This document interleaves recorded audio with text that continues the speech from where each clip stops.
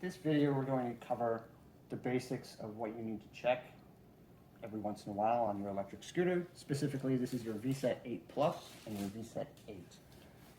Before riding, it's always good to check a couple things over. Things can come loose, pressure can be lost on your tires, so it's important to check those before riding so you don't get into any sticky situations.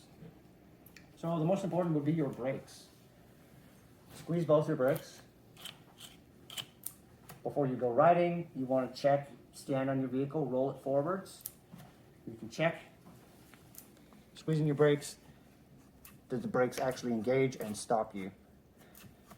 During transportation of the vehicle, moving in and out of the house, out of cars, these cables can get pulled. If they do get pulled, they can unhook from where they're supposed to be sitting, and it can cause your brakes to not engage. So before you get out on the road, covering those things is important. If you ever need to adjust the tightness of the brakes, small adjustments can be made here, and other smaller adjustments can be made right down here. Tightening it clockwise will tighten the brakes. Turning it counterclockwise will loosen the brakes. That's the same for the front and the rear.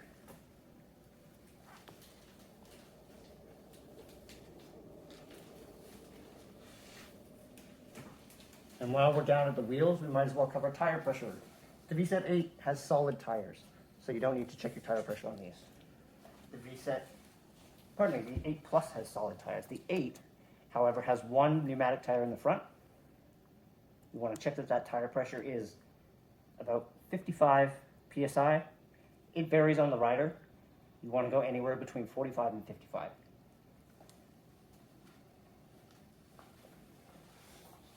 We can also check, while we're at the wheels, our motor cables. So the 8 and the 8 Plus have motor connection cables right down near the motor, external, which means just like the brake, they can get pulled and potentially separated during transportation. So what we want it to look like is where this line and this arrow are connected all the way to that one. This is an example of what it's not supposed to look like. And if we go over here, that's an example of what it should look like. You see how the arrows are almost touching, and there's a line in there that's right at the lip of the other connector. If they are too far apart, you may get stuttering while riding. Your throttle may not engage as well. So let's cover a brief bit about the drum brakes on the 8 and the 8 Plus. Occasionally, like mentioned before, your brake cable can get caught at some point, either while turning abruptly, turning too sharply, or during transportation. And what will happen is it can come unseated. It should be sitting in there. And right now, it's free. And if I was to pull the brakes, they wouldn't properly engage. So you won't get any stopping power.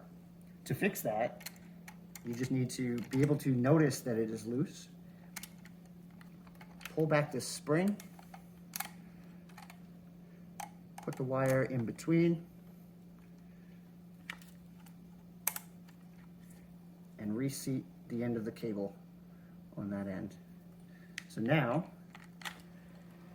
it's in place, and if the brakes are pulled, it actually engages properly.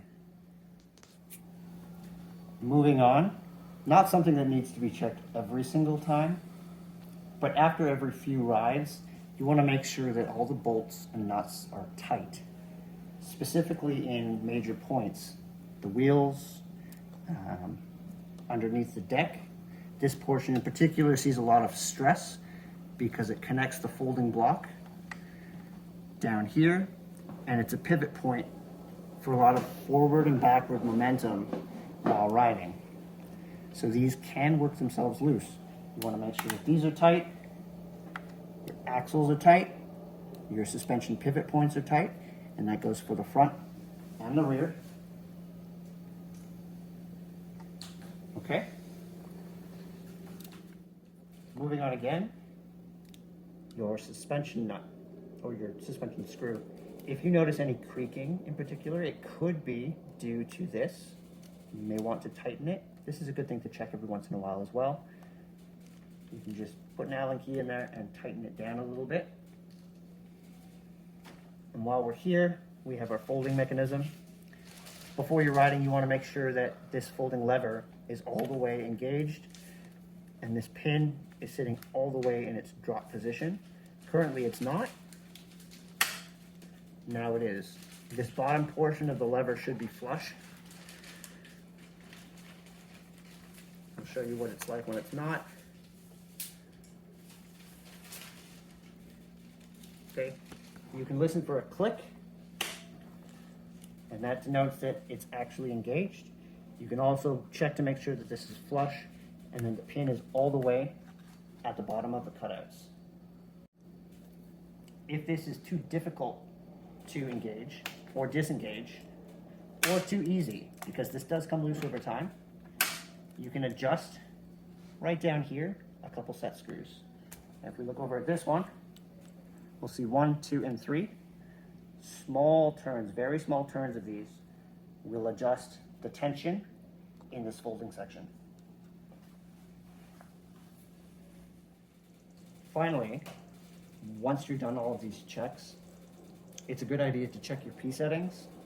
Occasionally they can reset, and that's been known to happen. If you've changed the mileage, the unit of measurement, that's an easy tell because they come in kilometers. So if it's reset from miles to kilometers, you should check all of your settings if you have changed anything. Otherwise, riding it, checking your brakes before a ride, before you go too far. And if you notice anything has changed or it feels different, you can get into your P settings and just cycle through and check if any of the changes that you have made are different or set back to factory.